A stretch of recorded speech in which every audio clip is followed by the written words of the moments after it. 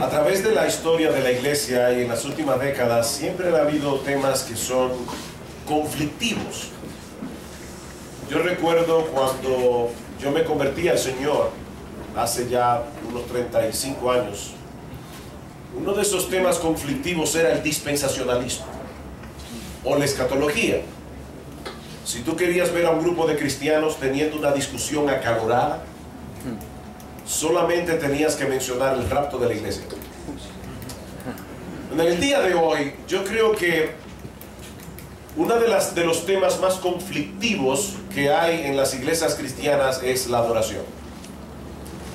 La adoración. Si tú estás en un grupo de cristianos con diferentes trasfondos, diferentes denominaciones, y se te ocurre por cosa de la vida mencionar el tema de la adoración, es muy probable que se levante una controversia, una contienda en medio de ese grupo de cristianos.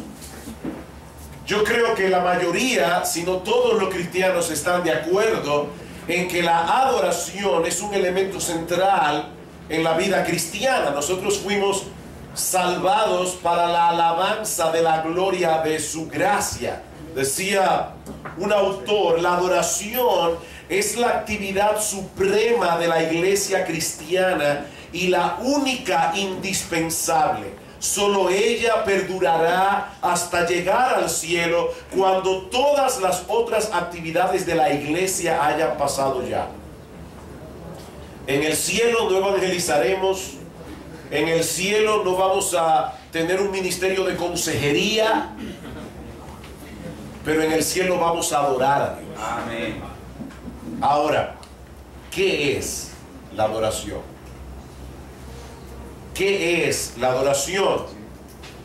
Mis hermanos, debemos suponer que cada cristiano o cada iglesia tiene el derecho, la potestad de determinar el qué y el cómo de la adoración, confiando en alguna especie de intuición espiritual. ¿O ha dado Dios indicaciones claras en su palabra en cuanto al tipo de adoración que es aceptable en su presencia? Es una pregunta. Otra pregunta, ¿qué de la alabanza que nosotros le tributamos a Dios en nuestros cultos de adoración? La alabanza es parte de la adoración, pero la alabanza no es el todo de la adoración. Cuando nosotros estamos escuchando la palabra de Dios, estamos adorando a Dios. Cuando ofrendamos, estamos adorando a Dios. Ahora, pensemos específicamente en el tema de la alabanza. ¿Qué lugar del culto debe ocupar la alabanza en relación a otros aspectos del culto como la lectura de la palabra, la predicación de la palabra o la oración? Otra pregunta. ¿Cuál es el propósito que nosotros debemos de tratar de alcanzar con los himnos que cantamos como parte de nuestra adoración? ¿Cómo nosotros podemos distinguir qué himnos son apropiados para la adoración corporativa y cuáles no lo son? Y definitivamente, hermanos, hay himnos que son apropiados para la adoración corporativa, hay himnos que no lo son. Y yo voy a poner un ejemplo en el que creo que no voy a entrar en controversia con nadie. A mí me fascina particularmente el Mesías de Handel. Ahora, ¿a quién se le ocurre en una congregación cantar el Aleluya de Handel? Para cantar el Aleluya de Handel o cualquier pieza del oratorio del Mesías, hay que ser cantantes profesionales. Tú lo puedes escuchar en tu carro, tú lo puedes escuchar en tu casa, pero no son himnos apropiados para la adoración corporativa. ¿Cómo nosotros definimos, cómo nosotros distinguimos lo que es un himno apropiado o no? ¿Y qué de los estilos musicales que usamos en nuestros cultos? ¿Es legítimo el uso de los himnos y de la música contemporánea, o deberíamos limitarnos únicamente a los himnos tradicionales, o deberíamos tal vez hacer una mezcla de las dos cosas en el culto de adoración? De paso, déjenme decirles que yo me estoy traicionando a mí mismo, porque siempre que hablo de este tema y escucho que se usa la palabra contemporáneo, digo lo mismo. A mí no me gusta usar la palabra contemporáneo cuando estamos hablando de la música en la iglesia, porque la palabra contemporáneo no me dice absolutamente nada. Hay de todo que puede ser contemporáneo. De todas maneras, estoy usando la palabra a propósito para comparar lo que es la himnología tradicional de lo que es la himnología contemporánea. Esas son algunas de las preguntas controversiales que se debaten actualmente en muchas iglesias y denominaciones. John MacArthur predicó un sermón titulado "La adoración, la guerra civil en la iglesia". Son temas controversiales.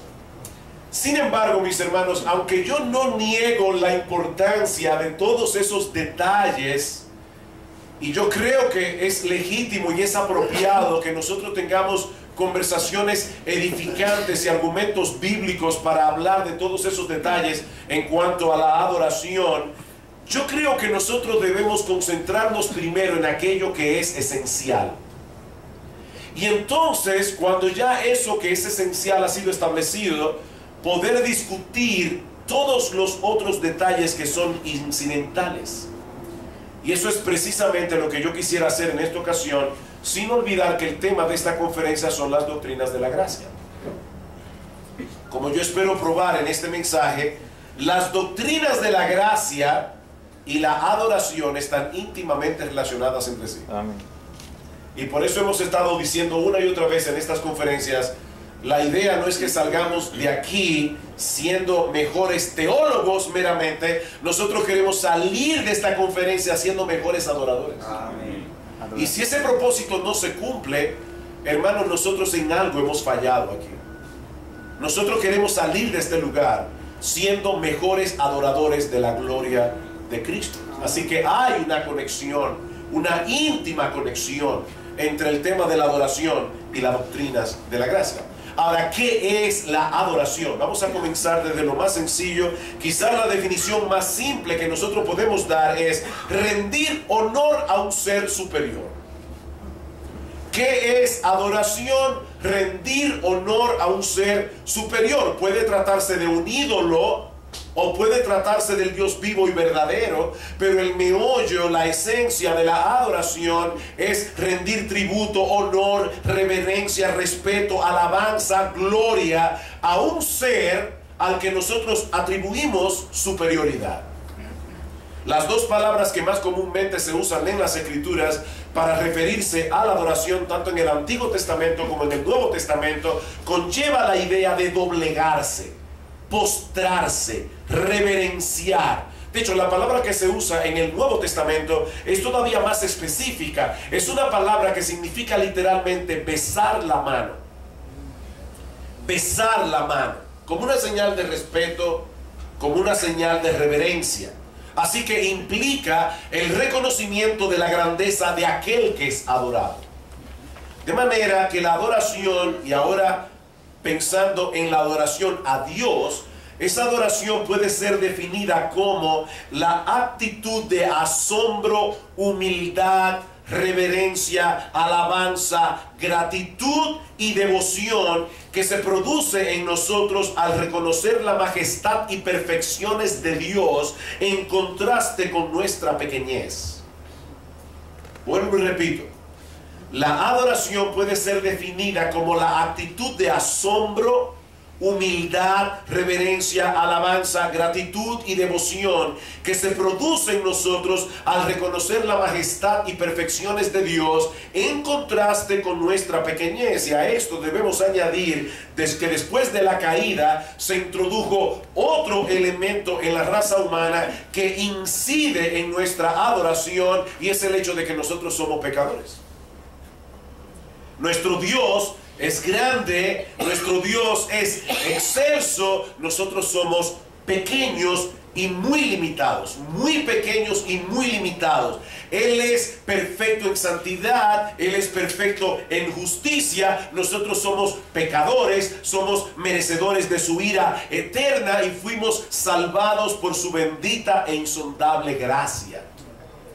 Es por eso que la adoración del pueblo de Dios es descrita en la Escritura, y esto es una frase que aparece mucho en el Antiguo Testamento, es descrita en la Escritura como una fiesta solemne. Una fiesta solemne. Y esas son dos palabras que en la mente de muchos cristianos en el día de hoy no pueden ir conectadas la una con la otra. Si es una fiesta, no puede ser solemne, tiene que ser un desorden. Y si es solemne, no puede ser una fiesta, tiene que ser un funeral. Pero resulta que en la Biblia se nos presenta la adoración a Dios como una fiesta solemne. En la Escritura se conjugan ambos elementos perfectamente entrelazados entre sí, y lo que es todavía más sorprendente, dependiendo el uno del otro. Adoramos a un gran Dios, digno de reverencia, digno de temor. Pero al mismo tiempo adoramos a un Padre que se ha compadecido de nosotros y que ha diseñado un plan de redención, y ya hemos visto a qué precio, para que nosotros podamos acercarnos a Él con confianza. Así que ambas cosas deben gobernar nuestras mentes y nuestros corazones cuando nosotros venimos delante de Él en adoración. Vayamos por un momento al conocido pasaje de Isaías capítulo 6. Es muy difícil, así como es difícil hablar de la soteriología sin tocar Romanos 8, es muy difícil hablar de la adoración y no tocar Isaías capítulo 6. Isaías capítulo 6, versículos 1 al 8, voy a leer el pasaje. Dice: en el año que murió el rey Usías, vi yo al Señor sentado sobre un trono alto y sublime, y sus faldas llenaban el templo. Por encima de él había serafines, cada uno tenía 6 alas, con 2 cubrían sus rostros, con 2 cubrían sus pies, con 2 volaban. Y el uno al otro daba voces diciendo: Santo, Santo, Santo, Jehová de los ejércitos, toda la tierra está llena de su gloria. Y los quiciales de las puertas se estremecieron con la voz del que clamaba, la casa se llenó de humo. Y entonces dije: ¡ay de mí! Si usted lee el libro de Isaías, se va a dar cuenta que en los primeros 5 capítulos Isaías está trayendo ayes sobre la nación perversa. ¡Ay de los que se levantan de mañana para seguir la embriaguez! ¡Ay de a los que a lo malo llaman bueno y a lo bueno malo! ¡Ay de a los que añaden heredad a heredad, etcétera! Pero ahora dice: ¡ay de mí! ¡Ay de mí, que soy muerto! Porque siendo hombre inmundo de labios y habitando en medio de un pueblo que tiene labios inmundos, han visto mis ojos al Rey Jehová de los ejércitos. Y voló hacia mí uno de los serafines, teniendo en su mano un carbón encendido tomado del altar con unas tenazas, lo que quiere decir que se acababa de producir un sacrificio. Y tocando con él sobre mi boca, dijo: he aquí que esto tocó tus labios, y es quitada tu culpa y limpio tu pecado. Después oí la voz del Señor. Qué impresionante. El Señor le permitió a Isaías ser testigo de una conversación intratrinitaria. Después oí la voz del Señor que decía: ¿a quién enviaré? ¿Y quién irá por nosotros?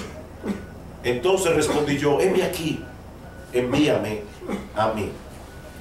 Lamentablemente, y me siento muy tentado porque hace poco prediqué este pasaje en nuestra iglesia, me siento muy tentado a querer sacar muchas cosas de aquí, pero no voy a ceder a la tentación. No voy a entrar en una consideración profunda de este pasaje. Solo quiero hacer notar el impacto que tuvo en Isaías el haber sido testigo de la gloria de Dios.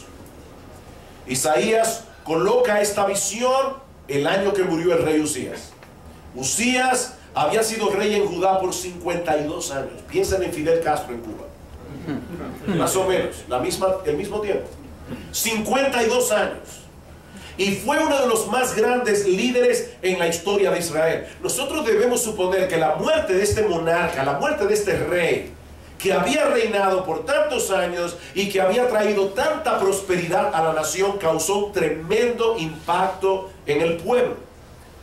Pero entonces Dios abrió los ojos de Isaías para que él pudiera ver más allá del panorama político y viera un destello de su gloria y de su majestad. Isaías tuvo una visión de la gloria de Dios. Y esa visión actuó como un foco potente que hizo ver al profeta no solo la grandeza de Dios, sino también su propia bajeza, su propia pecaminosidad. Mis hermanos, si los mismos serafines que están alrededor del trono cubren sus rostros porque ellos no pueden contemplar a cara descubierta al Dios 3 veces santo, ¿cómo puede un hombre mortal lleno de pecado estar en pie delante de Dios? Fue esta perspectiva de la santidad de Dios la que llevó a Isaías a exclamar: ay de mí porque soy muerto. Y la palabra hebrea allí significa yo estoy deshecho, pulverizado. Isaías se sintió deshecho ante la grandeza y santidad de nuestro Dios, siendo nosotros criaturas del polvo, seres imperfectos, pecadores. ¿Cómo podemos tener comunión con un Dios 3 veces santo? Pero es ahí precisamente donde entra en escena la compasión y la misericordia de Dios. Vemos como dice en el versículo 6: voló hacia mí uno de los serafines, teniendo en sus manos un carbón encendido, tomado con unas tenazas, y tocó mis labios y me dijo: esto quita tu culpa y limpia tu pecado. En otras palabras, este texto de Isaías es la contraparte nuevo testamentaria de Primera de Juan capítulo 1 versículo 9. Si confesamos nuestros pecados, Él es fiel y justo para perdonar nuestros pecados y limpiarnos de toda maldad. El profeta confesó: soy un hombre inmundo de labios y habitando en medio de un pueblo que tiene labios inmundos, y fue perdonado. Si confesamos nuestros pecados, Él es fiel y justo para perdonar nuestros pecados. Y esta experiencia del perdón divino lo levantó de su postración para hacer de él un instrumento útil en las manos de Dios. Y es por eso cuando Dios pregunta: ¿a quién enviaré y quién irá por nosotros?, Isaías de inmediato responde: heme aquí, Señor, envíame a mí. Ahora, él no preguntó ni a dónde ni a hacer qué. O sea, simplemente Dios dijo: ¿a quién enviaré? La pregunta más natural sería: ¿a dónde, Señor? Pero Isaías estaba tan sobrecogido por la gloria de Dios que él no preguntó nada. ¿A quién enviaré? ¿Quién irá por nosotros? Señor, heme aquí, envíame a mí. Isaías le dio al Señor un cheque en blanco: lo que tú escribas allí yo lo voy a hacer, envíame a mí. Así que la visión produjo asombro por la majestad de Dios, pero al mismo tiempo produjo convicción de pecado. La convicción de pecado guió a Isaías a la confesión al perdón, el perdón al gozo, y de ese modo Isaías fue equipado para adorar y servir a ese Dios como Él merece ser adorado y como ese Dios merece ser servido. En otras palabras, Isaías fue deshecho para ser rehecho. Isaías fue deshecho para ser rehecho. La visión de la grandeza y majestad de Dios le permitió tener una visión más apropiada de sí mismo como hombre pecador. Y eso a su vez contribuyó como contraste a una visión aún más clara de la grandeza y majestad y gloria de nuestro Dios. ¿Ven ustedes, hermanos, el proceso aquí? La visión produce confesión. Si confesamos nuestros pecados, Él es fiel y justo para perdonar nuestros pecados y limpiarnos de toda maldad. ¿Qué pasa cuando el Señor nos limpia?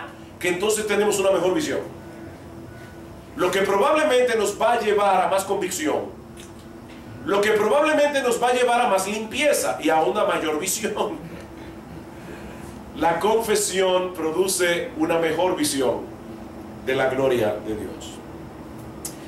Y es ese mismo proceso al que nosotros encontramos en el Nuevo Testamento. Los creyentes del Nuevo Pacto tenemos más libertad que los creyentes del Antiguo para acceder a la presencia de Dios, por cuanto Cristo es mediador de un mejor pacto. Eso es lo que nos enseña el autor de la carta a los Hebreos. Es un pacto fundamentado sobre mejores promesas.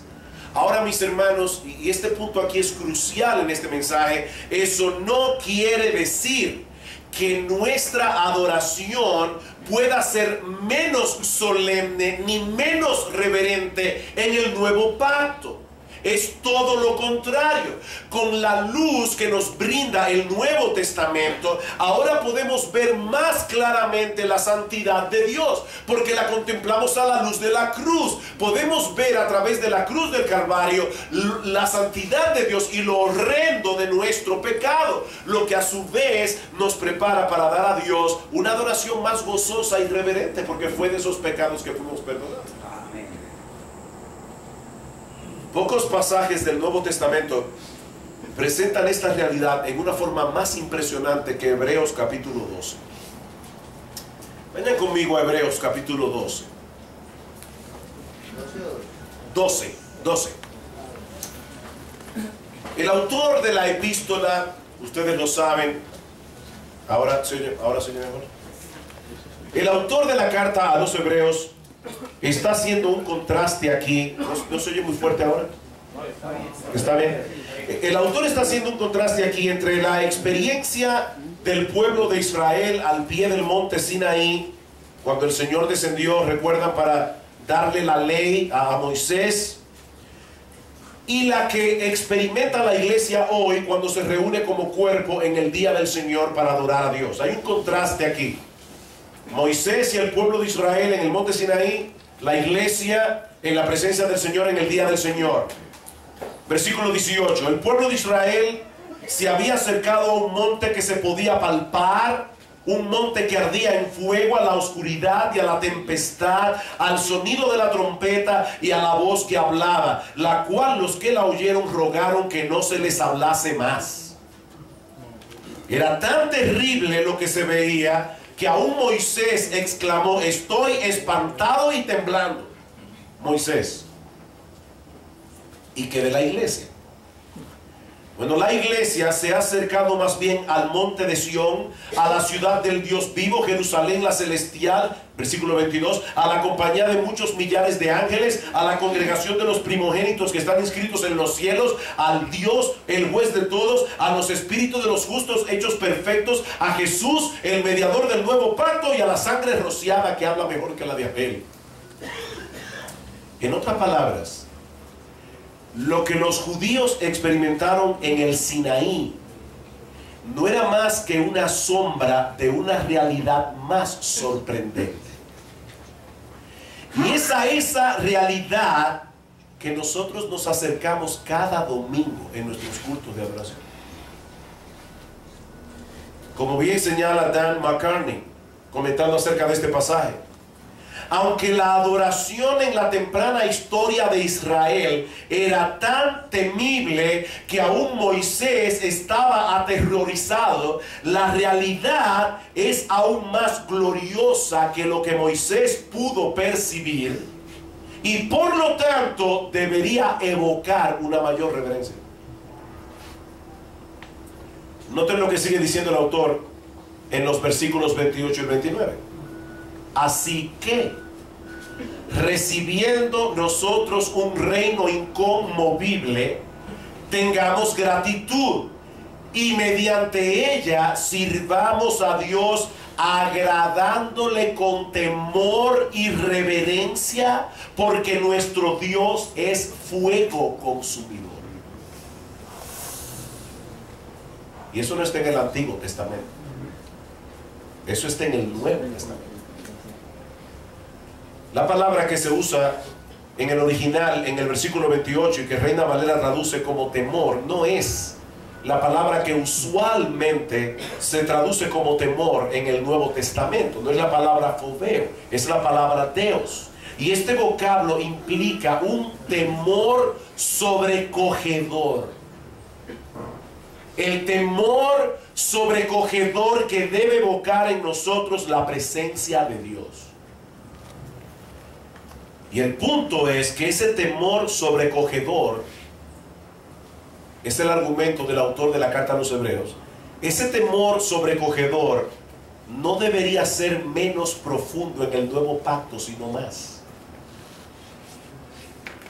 Sigue diciendo McCartney: La adoración en el nuevo pacto debería estar llena de reverencia y un profundo sentido de temor sobrecogedor, porque ahora conocemos más claramente la santidad de aquel a quien adoramos al entender la profundidad de lo que se requirió para nuestra redención. Isaías y los demás profetas del Antiguo Testamento no supieron muchas cosas. En primera de Pedro capítulo 1 versículo 10 dice que los profetas que profetizaron de esta gracia destinada a vosotros inquirieron y diligentemente indagaron acerca de esta salvación.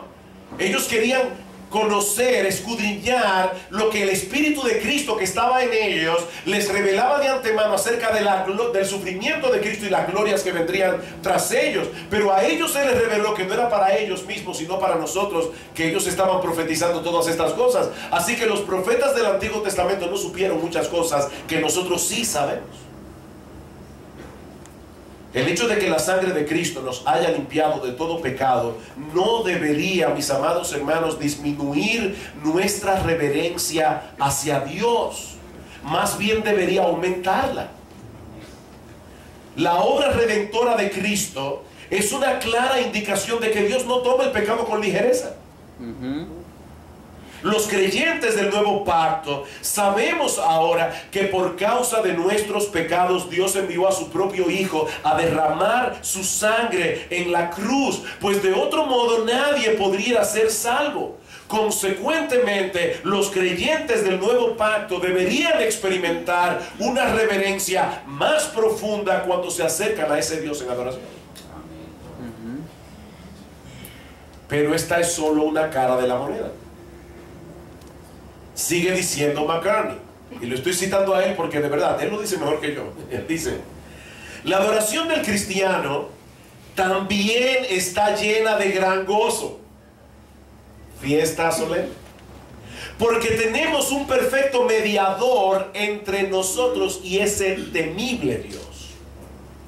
Y luego continúa diciendo: la verdadera adoración está llena de gozo precisamente porque está apercibida de cuán temible es aquel a quien adoramos y cuán grande es nuestro privilegio al permitírsenos acercarnos a él. ¿Ven cómo el hecho de la solemnidad es precisamente lo que produce la festividad? Pues el hecho de que yo sé que Dios es un Dios tan grande, de que Dios es un Dios digno de reverencia, de que Dios es un digno de temor, el hecho de que a mí se me permita acercarme a ese Dios, eso debería llenar de gozo mi corazón. Y hermanos, yo no vine a Colombia a crear controversias innecesarias. Yo los amo a mis hermanos con quienes tengo mayor amistad aquí en Colombia. De verdad, honestamente, cuando estoy entre mis hermanos aquí, me siento en casa completamente. Y yo no quiero que me vean de otra manera. Así que yo no vine a crear controversias innecesarias. Pero amados hermanos, nosotros tenemos que tener mucho cuidado para no darle a Dios una adoración que sea solamente cerebral. Sí, nosotros tenemos que tener una buena doctrina cuando nos acercamos a Dios. Pero hermanos, la adoración del Dios al que nosotros adoramos no solamente debería ser intelectual. Nuestros afectos, nuestras emociones tienen que estar involucrados, porque nuestro Dios es demasiado grande. Y lo que Él pagó para que nosotros pudiésemos acercarnos a Él fue el precio de la sangre de su Hijo.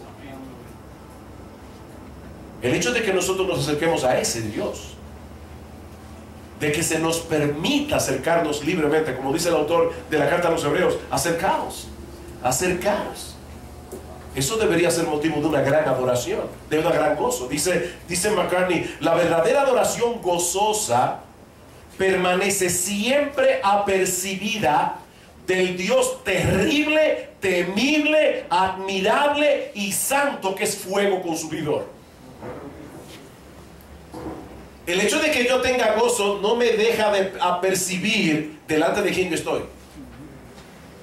Sigue diciendo él: y es por esta causa que debe ser llevada a cabo en temor y reverencia. El verdadero gozo en la adoración, y yo no encontré otra manera de traducir esto, así que lo voy a leer exactamente como decía en inglés. El verdadero gozo en la adoración no es un happy hour. ¿Aquí saben lo que es un happy hour? Sí, pero ¿saben lo que es? Aquí se da el concepto de happy hour.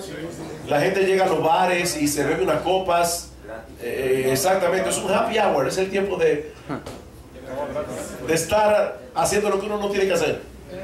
Bueno, lo que él está diciendo es, el verdadero gozo en la adoración no es un happy hour. El verdadero gozo en la adoración solo es posible cuando nos damos cuenta de cuán enorme e inconcebible provisión Dios nos ha dado de ser capacitados para estar delante de Él. Y por lo tanto, qué privilegio indescriptible ahora tenemos de estar en la presencia de ese fuego consumidor. De manera que si la adoración a Dios en el antiguo pacto fue descrita como una fiesta solemne, más razón tenemos nosotros ahora de verla de ese modo, nosotros que vivimos de este lado de la cruz. Es solemne porque estamos delante de un gran Dios que es fuego consumidor y nosotros somos criaturas del polvo cargadas de pecado. Pero es festiva porque ese gran Dios se ha compadecido de nosotros y ha diseñado un plan de redención que nos permite acercarnos a Él y tener comunión íntima con Él como un hijo la tiene con su padre.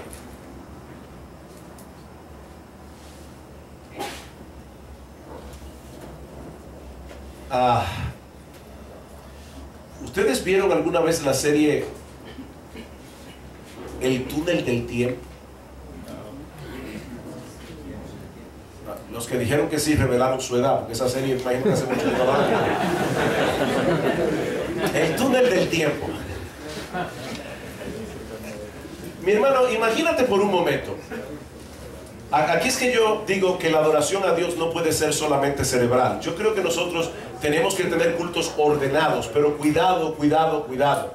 Tener un culto ordenado no significa tener un culto donde nosotros no podamos manifestar el gozo de adorar a Dios. Amén.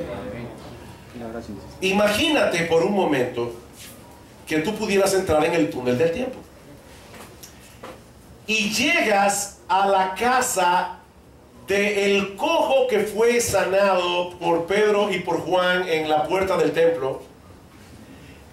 Tú llegas exactamente el día después del milagro. Honestamente, hermano, ¿qué tú esperarías encontrar en la casa del cojo de nacimiento? Una fiesta. Yo me imagino al cojo cada vez que llega un vecino a contarle la misma historia. Y sí, seguro, oye, yo estaba ahí en el templo y me tiraron ahí y de repente llegaron estos dos individuos y me miraron y me dijeron, en el nombre de Jesús de Nazaret, levántate y anda. Por primera vez en su vida, este hombre se puso en pie y dice que entró en el templo saltando y alabando a Dios. Saltando y alabando a Dios. Este hombre estaba lleno de gozo y con razón. ¿Ustedes se imaginan que al salir del templo alguien le diga a este pobre hombre, te tengo una mala noticia? Te robaron el jarrito de la limona. ¿Saben cuál hubiera sido su respuesta? ¿Y a mí qué me importa? ¿Y a mí qué me importa? Por primera vez en mi vida tengo libertad. Por primera vez en mi vida voy a donde me dé la gana. Ahora vamos a suponer que nosotros llegamos en el túnel del tiempo, pero 10 años después. ¿Qué encontraríamos en la casa del cojo? Bueno, conociendo la naturaleza humana, tal vez ya el cojo se acostumbró a caminar. Yo no esperaría honestamente que él tuviera exactamente las mismas manifestaciones de gozo que él tuvo el día después.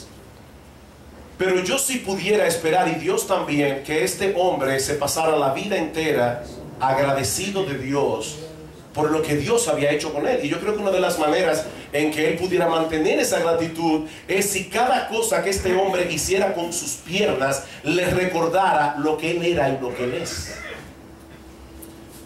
Nosotros a veces no nos ponemos, no tomamos la imaginación cuando estamos leyendo la Biblia, pero imagínese un cojo de nacimiento en la época del Señor. No había cama de posición, no había silla de ruedas. Cuando este hombre se levantaba por la mañana, él quedaba postrado allí en el piso, mirando el techo, a menos que alguien se compadeciera y lo sacara al sol.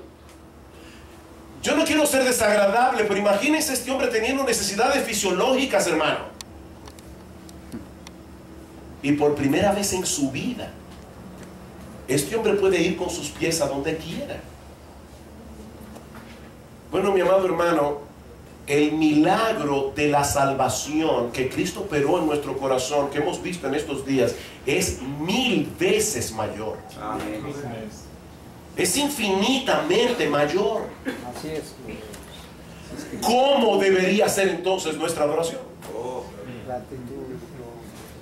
Miren, honestamente, hermanos, yo no sé si es por mi sangre árabe, yo no sé lo que es, pero Árabe.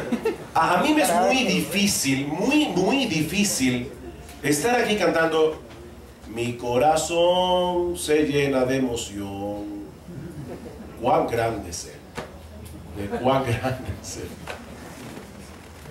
No, nuestro Dios es demasiado grande. Y Él debe ser alabado con todo nuestro ser. Mi corazón se llena de emoción. Cuán grande es Él. Cuán grande es Él. Cuán grande es nuestro Señor. Cuán grande es nuestra salvación. Cuán digno de alabanza. Cuán digno de adoración. Amén. Cuán digno de un amén. Amén. O vamos a dejar que algunos grupos cristianos nos roben el amén. No. Para que no nos confundan. Bueno, a mí no me importa que me confundan. Hay verdades que cuando son expresadas es muy difícil para mí no decir amén, amén. Yo estoy de acuerdo con lo que ese hombre está predicando. Amén, gloria al Señor. O no se puede ser calvinista y decir gloria al Señor. Y aleluya mucho menos. Hermanos, nuestra adoración a Dios tiene que ser una fiesta solemne. No tiene que ser un desorden. No tiene que ser un desorden. Nuestro Dios es un Dios de orden. Y Él debe ser adorado en orden. Pero el adorar a Dios en orden no puede matar nuestro gozo. El adorar a Dios en orden no puede matar nuestra apreciación de la grandeza de Dios. No puede matar nuestra apreciación de lo que Él pagó para salvarnos. Amén. Para que algún día nosotros estemos en esa multitud de todo pueblo, tribu, lengua y nación, adorando a Dios, adorando al Cordero. ¿Qué es la adoración entonces? Es el homenaje que la criatura admirada rinde a Dios de corazón al contemplar por la fe su santidad, grandeza, majestad y valor superlativos en contraste con nuestra propia bajeza, pequeñez y pecaminosidad. Ahora bien, si esto es así, mis amados hermanos, ¿cuál es el impacto que las doctrinas de la gracia deberían tener en nuestra adoración? Recuerden, ese es el tema. ¿Cuál es el impacto que las doctrinas de la gracia deberían tener en nuestra adoración? Yo creo que si hay una persona que tiene más capacidad para darle a Dios una adoración encendida en gozo, es un calvinista. Amén. Amén. Hemos visto ya que las doctrinas de la gracia no son un fin en sí mismas. Las doctrinas de la gracia no son un fin en sí mismas. La razón por la que Dios nos reveló estas cosas en su palabra fue para que nosotros tuviésemos un mejor entendimiento de quién es Él, de quiénes somos nosotros y de qué hizo Él a favor de nosotros a pesar de lo que somos. Eso es lo que nos enseña básicamente la doctrina de la gracia. ¿Quién es Dios? ¿Quiénes somos nosotros, ratas inmundas? Y lo que Él hizo para salvarnos a pesar de lo que somos. Y todo eso con el fin ulterior de convertirnos en verdaderos adoradores. Amén. Hermanos, la salvación no consiste meramente en cambiar el destino de nuestras almas.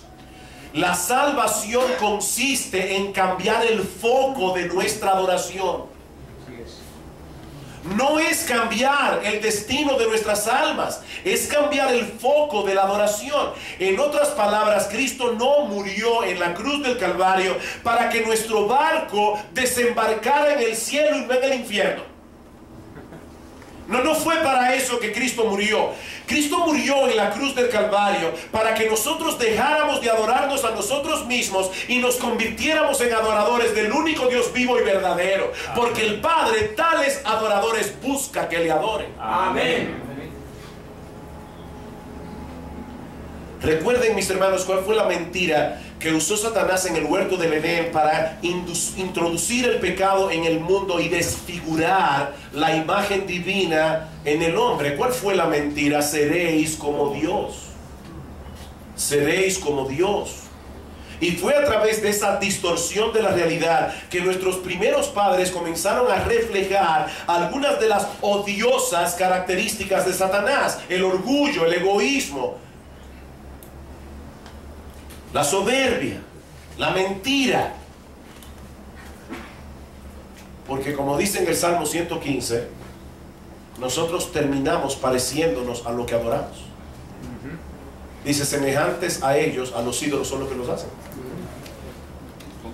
Pero Dios diseñó un plan de salvación para revertir los efectos de la caída, dándonos una nueva vida y cambiando el foco de nuestra adoración. Es así como nosotros somos transformados.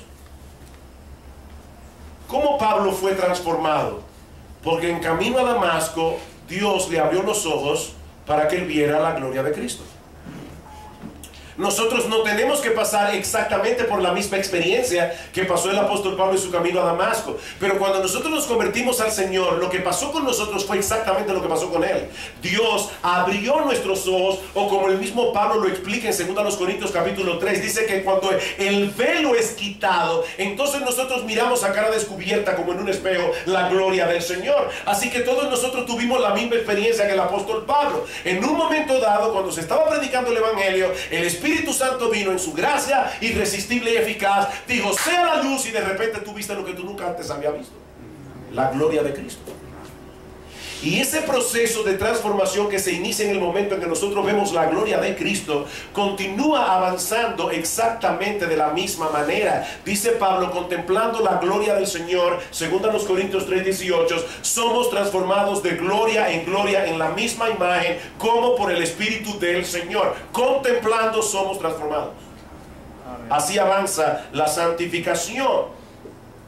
Y nada nos ayuda a contemplar mejor la gloria de nuestro Salvador que tener un mejor entendimiento de las doctrinas de la gracia.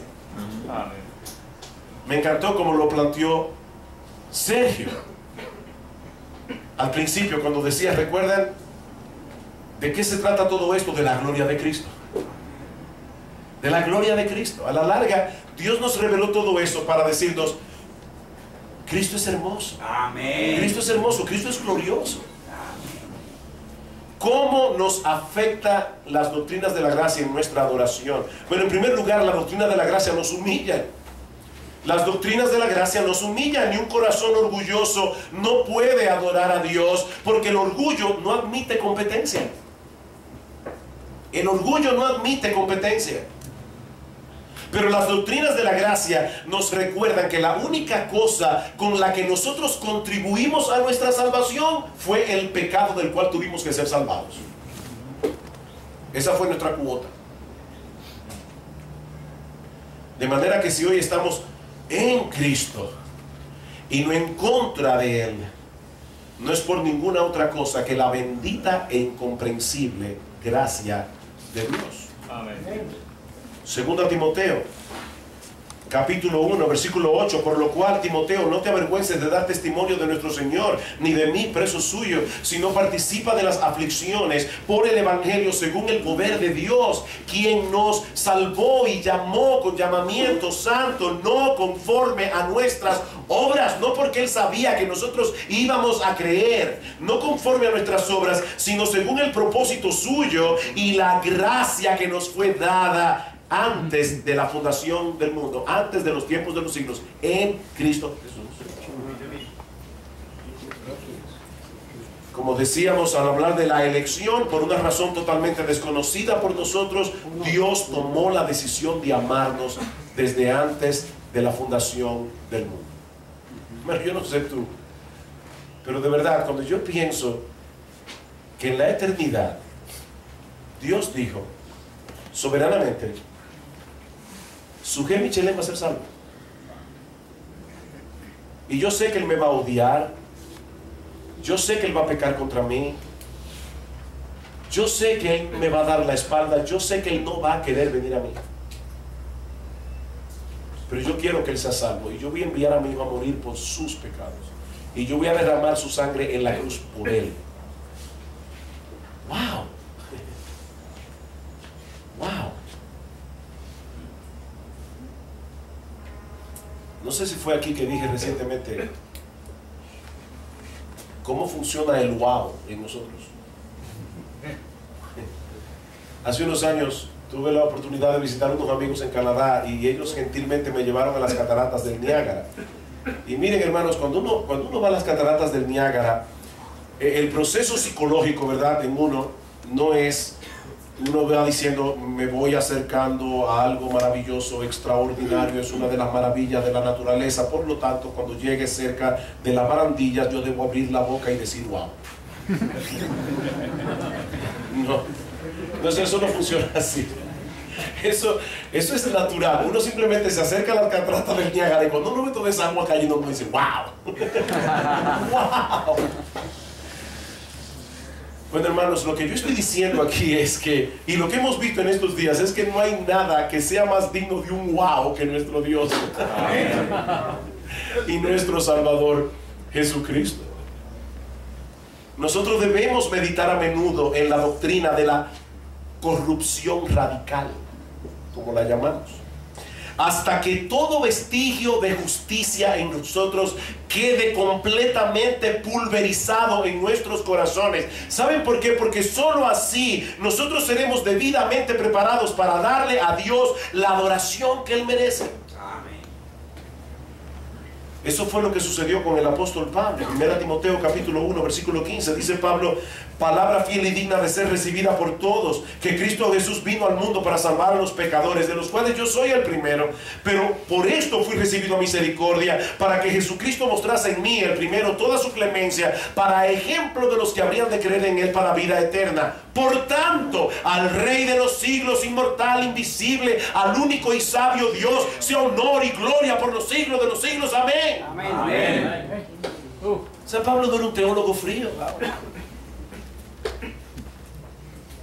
En segundo lugar, así como las doctrinas de la gracia nos humillan, así también exaltan al Dios Trino como el único autor y ejecutor de nuestra salvación. Amén. En octubre del año 1987, una bebé de apenas 18 meses de nacida llamada Jessica McClure.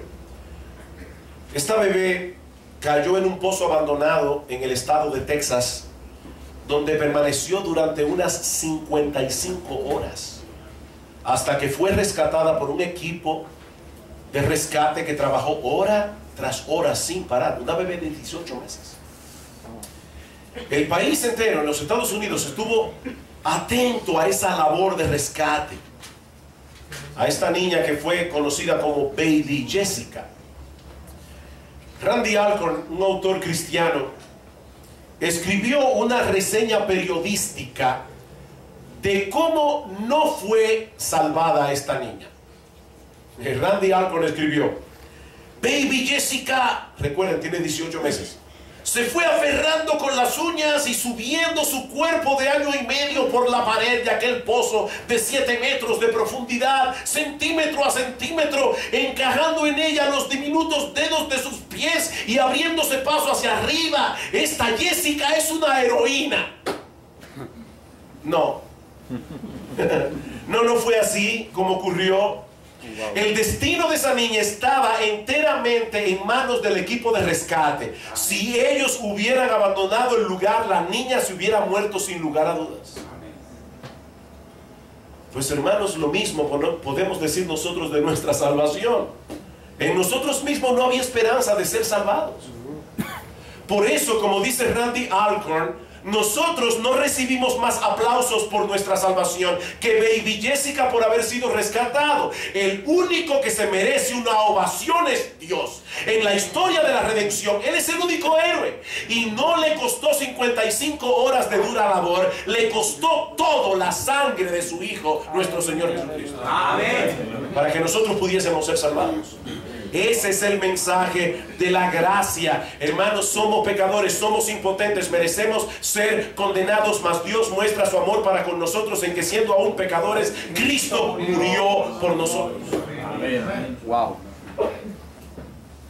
Esa es la idea que Pablo nos transmite en 1 Corintios capítulo 1, versículo 30 al 31. Mas por Él, por Dios, estáis vosotros en Cristo Jesús, el cual nos ha sido hecho por Dios sabiduría, justificación, santificación y redención. ¿Sabe para qué? Para que, como está escrito, el que se gloría, gloríese en el Señor. Nadie merece gloria excepto Él. Así que las doctrinas de la gracia nos preparan para la adoración. Pero en tercer y último lugar, las doctrinas de la gracia nos llenan de gozo y de gratitud. Las doctrinas de la gracia nos llenan de gozo y de gratitud. Hermanos, ¿podemos imaginar nosotros una adoración carente de gozo o carente de gratitud? Salmo 100. Cantad alegres a Dios, habitantes de toda la tierra. Venid a su presencia con regocijo. Con gratitud, dice el Salmo.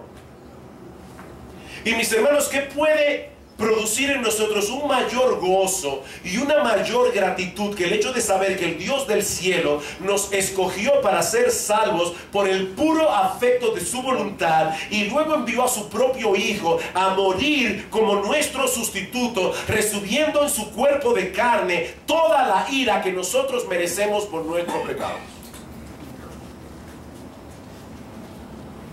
Hace unos meses estaba en una clase y la persona que estaba dando la clase era sobre toda la historia de la redención a través de las Escrituras. Y ya estábamos llegando, empezamos desde el Génesis y ya estamos llegando a la pasión. Y esta persona tomó un vaso. Yo no soy muy amigo de ese tipo de cosas, pero les voy a confesar que ese día me impactó. Esa persona tomó un vaso vacío y nos dijo, antes de la clase, no nos dijo para qué era, dice, piensen en el pecado más horrible que tú hayas cometido en toda tu vida y escríbelo en un papel. No se preocupe que nadie lo va a leer, y si te da miedo ponlo en clave, pero pon algo que te recuerde ese pecado. Y luego ya pasó a través de todos los estudiantes el vaso para que todos echáramos ahí el papel. Y empezó su clase. Hasta que llegó a ese punto, cuando Jesús en Getsemaní le dice, Padre, si es posible, pasa de mí esta copa. Pero no sea como yo quiero, sino como tú. Y Cristo tuvo que beberse esa copa. Y en esa copa estaban tus pecados y los míos. No los más horribles, no todo lo que hemos cometido. Y Cristo le dijo al Padre, Padre, como yo quiero que esta persona sea salva, Señor, trátame a mí como un adúltero, trátame como un criminal, trátame como un mentiroso, trátame como un pedófilo, trátame como la peor escoria, derrama sobre mí toda la ira que mis hijos merecen.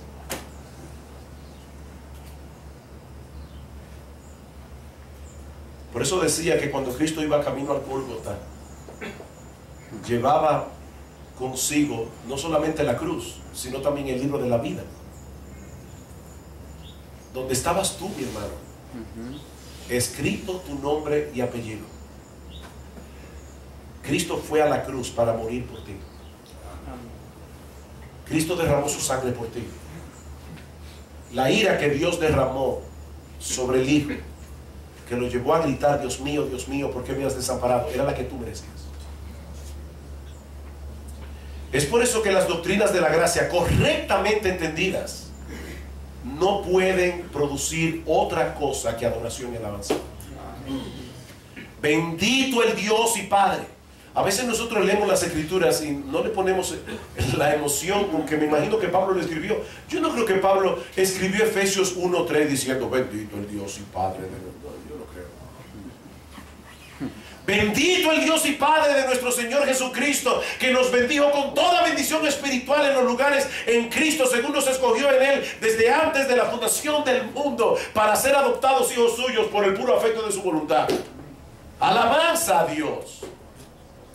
Fue en ese mismo tono que Pablo, luego de haber estado reflexionando en el Evangelio a través de los primeros 11 capítulos de Romanos, Pablo termina diciendo esa paradoja tan gloriosa, porque Dios sujetó a todos en desobediencia para tener misericordia de todos. Y cuando Pablo llegó a ese punto, Pablo tuvo que decir: oh, profundidad de las riquezas, de la sabiduría y de la ciencia de Dios, cuán insondables son sus juicios, cuán inescrutables sus caminos, porque ¿quién entendió la mente del Señor? ¿O quién fue su consejero? ¿O quién le dio a Él primero para que le fuese recompensado? Porque de Él y por Él y para Él son todas las cosas, a Él sea la gloria por los siglos. Amén. Amén.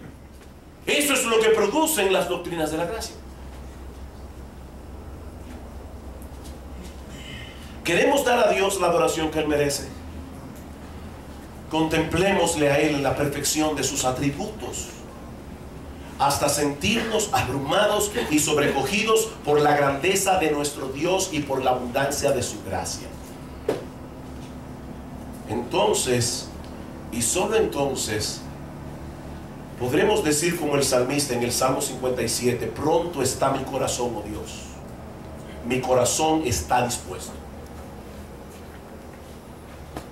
A veces nosotros venimos a la iglesia fríos como un témpano de hielo. Me ha pasado a mí, seguro te ha pasado a ti. Y tenemos que comenzar a meditar y meditar, hasta pedirle: Señor, Señor, Señor, por favor, ayúdame. Ayúdame. Yo quiero poder decir: mi corazón está dispuesto, cantaré y trovaré salmos. Despierta, alma mía, despierta, salterio y arpa. Me levantaré de mañana, te alabaré entre los pueblos, oh Señor. Cantaré a ti entre las naciones, porque grande es hasta los cielos tu misericordia y hasta las nubes tu verdad. Exaltado seas sobre los cielos, oh Dios, sobre toda la tierra sea tu gloria. Amén. ¿Saben lo que me preocupa de la controversia que hay en el día de hoy con respecto a la adoración? Que nos estamos perdiendo en el cómo, en vez de decir y de explicar el qué. Debe haber este estilo de música, este otro estilo de música, y qué de los instrumentos, y qué de esto, y qué de lo otro. Vamos a detenernos un momento, hermanos. ¿A quiénes que estamos adorando? Hay una cita de Donald Carson que vale la pena escucharla con atención. Dice Carson: aunque hay ciertas cosas que podemos hacer para mejorar la adoración corporativa, hay un profundo sentido en el que la adoración excelente no puede ser obtenida meramente por ir detrás de la adoración excelente. En la misma forma en que, de acuerdo con Jesús, usted no puede encontrarse a sí mismo hasta que se pierda a sí mismo, usted no puede encontrar una adoración corporativa excelente hasta que deje de buscar una adoración corporativa excelente y vaya detrás de Dios mismo. Amén, así es. Y más adelante, Carson se pregunta si acaso no estaremos comenzando a adorar la adoración en vez de adorar a Dios. Hermanos, esta es una pregunta seria. ¿Habremos caído en la trampa de adorar la adoración en vez de adorar a Dios? Y escuchen cómo él sigue diciendo: como aquellos que comienzan admirando la puesta de sol y pronto comienzan a admirarse a ellos mismos admirando la puesta de sol.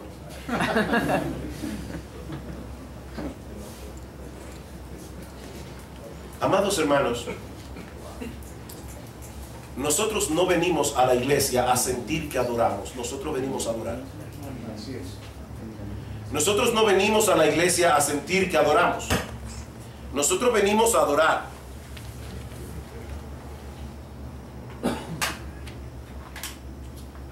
Uno, dos, uno. Déjame aclarar esto. ¿Se está oyendo? No. Uno, dos, uno, uno, dos. El que verdaderamente adora, lo siente. Pero no todo el que siente que está adorando, está adorando. No necesariamente. Hay muchas cosas que se pueden usar en el culto para darle a las personas la sensación de que están adorando cuando no están adorando. La verdadera adoración solo se produce cuando la gloria y majestad de Dios atrapan el corazón de los creyentes. Y no cuando las emociones son levantadas por medio de elementos artificiales. La música, el escenario y cosas similares. A veces yo me he preguntado si algunas iglesias de repente le quitaran todos los instrumentos. Y déjenme decirles algo, yo no tengo problemas en adorar a Dios con instrumentos musicales, para nada, me encantan los instrumentos musicales. Lo que yo estoy diciendo es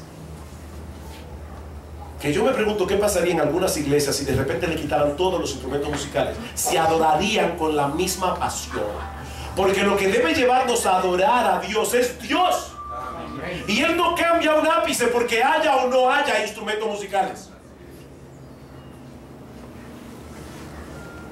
Estamos adorando la adoración, estamos adorando a Dios.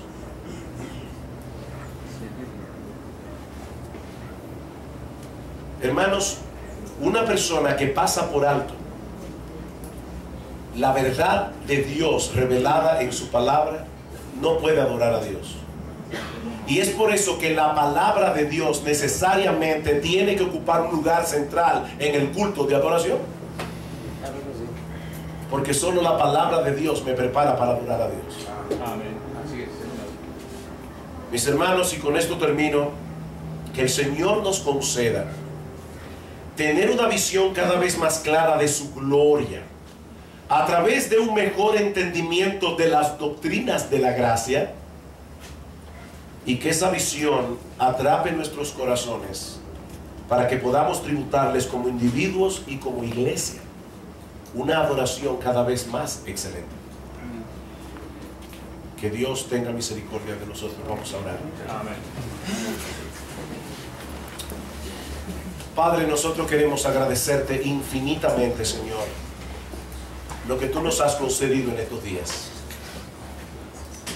Gracias, Padre, por hablar a nuestras almas a través de tu palabra.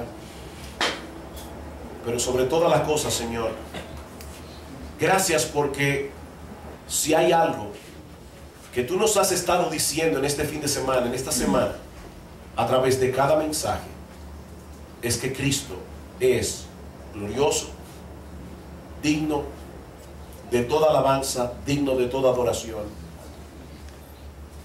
Señor, por favor, envía tu Espíritu y abre nuestros ojos para que nosotros podamos ver más claramente cuán hermoso es nuestro precioso Señor y Salvador Jesucristo. Alabado seas, Señor, alabado seas hoy y por siempre. Amén. Amén. Amén.